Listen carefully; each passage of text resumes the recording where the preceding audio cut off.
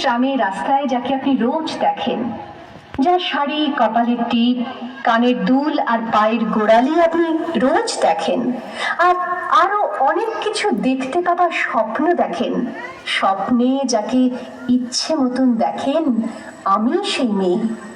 বিহারের প্রত্যন্ত গ্রামে দিনের আলোয় যার ছায়া মারানো আপনার ধর্মে নিষিদ্ধ, আর রাতের গভীরে যাকে বস্তি থেকে তুলে আনতে পাইক বরকন্দাজ পাঠান আপনি, আর সুসজ্জিত বিছানায় যার জন্য অপেক্ষায় অধীর হয় আপনার রাজকীয় লাম্পট্য, আমি সেই মেয়ে। আমি সেই মেয়ে। আসামের চা বাগানের ঝুপড়ি কামিন বস্তি থেকে যাকে আপনি নিয়ে যেতে চান সাহেবী বাংলোয় মধ্যরাতে, ফায়ার প্লেসের ঝলসে ওঠা আলোয় মোদির চোখে দেখতে চান যার অনাবৃত শরীর, আমি সেই মেয়ে। রাজস্থানের শুকনো উঠোন থেকে পিপাসার জল আনতে যাকে আপনি পাঠিয়ে দেন 10 মাইল দূরের সরকারি ইদারায়, আর 20 মাইল হেঁটে ক্লান্ত বিধ্বস্ত যে রমণী ঘরা কাখে ঘরে ফিরলেই যাকে বসিয়ে দেন চুলার আগুনের সামনে আপনার রুটি বানাতে, আমি সেই মেয়ে। আমি সেই মেয়ে যাকে নিয়ে আপনি মগ্ন হতে চান গঙ্গার ধারে কিংবা ভিক্টোরিয়ার সবুজে কিংবা সিনেমা হলের নীল অন্ধকারে, যার চোখে আপনি এঁকে দিতে চান ঝুটো স্বপ্নের কাজল, আর ফুরিয়ে যাওয়া সিগারেটের প্যাকেটের মতো যাকে পথের দুপাশে ছুঁড়ে ফেলে আপনার ফুল সাজানো গাড়ি শুভ বিবাহ সুসম্পন্ন করতে ছুটে যায় শহরের পথে। কোণে দেখা আলোর গোধূলিতে একা দাঁড়িয়ে থাকা, আমি সেই মেয়ে।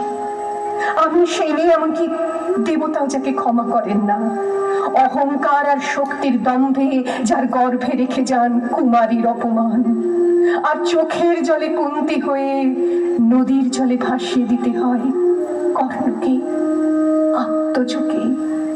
আমি সেই মেয়ে। সংসারের অসময়ে আমি ভরসা, আমার ছাত্র পড়ানো টাকায় মায়ের ওষুধ কেনা হয়, আমার বাড়তি রোজগারে ভাইয়ের বই কেনা হয়, আমার সমস্ত শরীর প্রবল বৃষ্টিতে ভিজতে থাকে, কালো আকাশ মাথায় নিয়ে আমি ছাতা হয়ে থাকি, ছাতার নিচে সুখে বাঁচি সংসার।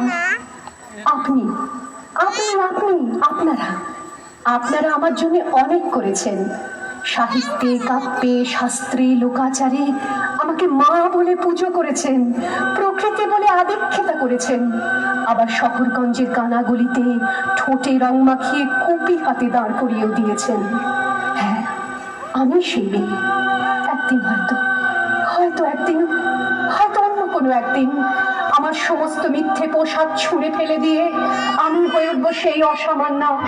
খোলা চুল, মেঘের মতো থাকবে আমার খোলা পিঠ, দু চোখে জ্বলবে ভীষণ আগুন, কপাল ঠিকতে বেরোবে ভয়ঙ্কর তেজরশ্মি, হাতে ঝলসে উঠবে সেই খড়গ, দু পায়ের উপরে বেজে উঠবে রণদুন্দুভি, নৃশংস অট্টহাসিতে ভরে উঠবে আকাশ, দেবতারাও আতঙ্কে স্তব্ধ হয়ে বলতে থাকবে